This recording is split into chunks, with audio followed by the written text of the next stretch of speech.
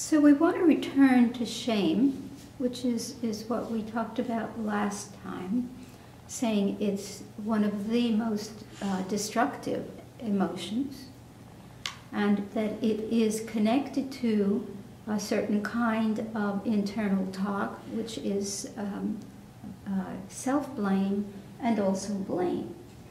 Self-blame and blame, of course, are opposite. They're a duality, and so they're in one another.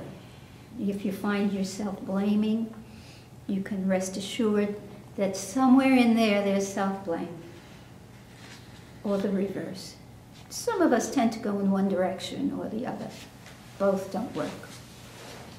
And if you recall, what I talked about last time, and I want to say again this time, is that shame is such a powerful emotion that we often want to hide from it.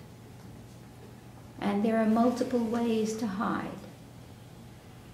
One way is to withdraw, which means, in this case, perhaps denying that that we feel the shame, not even feeling the shame, pushing it out of our minds. So I recall an incident when I was a young kid and I didn't treat my brother well, my little brother, and I felt ashamed of it. And I didn't want to know it. And in fact, for years I never knew it. It was just, I don't know, a number of years ago, actually, that I started to remember that particular incident. So we all do this. And we have to be very clear that we all do this. We all feel shame. We all do things that foster shame. We live in a culture that tends to see things through the filter of shame. There are other cultures that don't quite do it as much as we do. We all suffer from it. And one of the things that we tend to do is to deny it, to withdraw from it. And that can lead to blame, because it's so much easier to blame than it is to self-blame. What was the name of the governor of New York? Spitzer. Say again? Spitzer? Yeah. Spitzer. His first name was? Elliot. Elliot, right. Elliot Spitzer, right.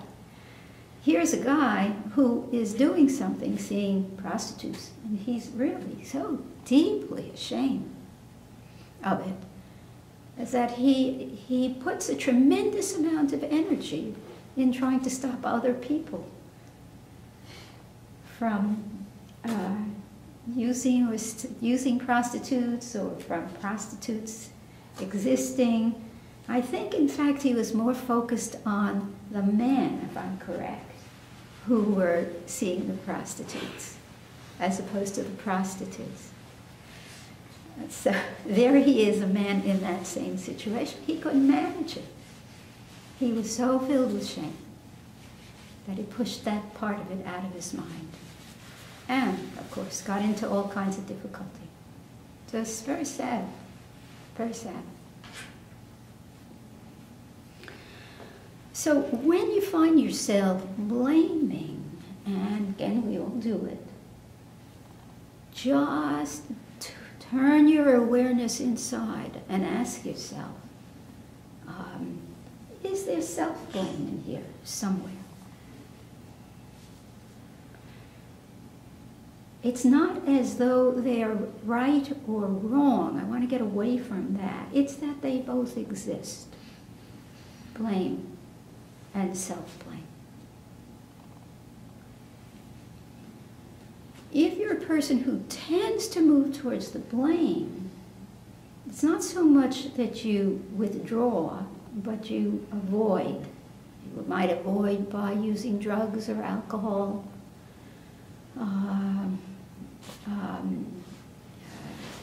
getting addicted to television, the various things that we do to avoid our inner process. If, again, you're the kind of person that moves towards self-blame, you tend to be down on yourself, get depressed, or whatever. Our question becomes, how do we work it? What do we do? I was reading through a book on Zen poetry. I enjoy Zen poetry. And there was a Zen poet who wrote this little piece called, and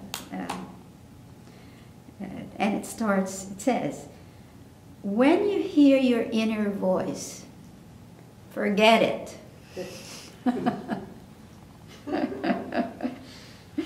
When you hear your inner voice, forget it.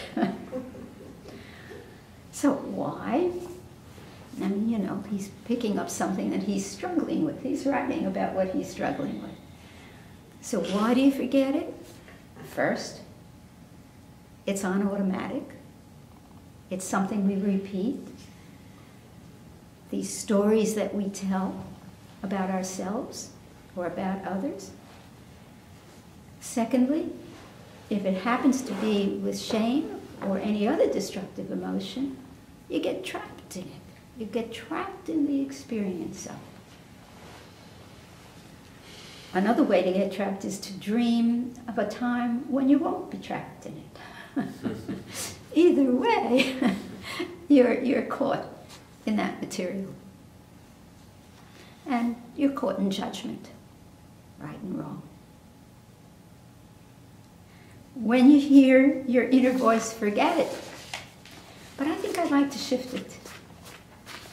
When you hear your inner voice, be exquisitely present for it. Be aware of it. Don't go away from it. That story that you tell yourself, I'm ashamed of this because I'm a bad person. And others don't like me, and they're right not to like me. Whatever your story is,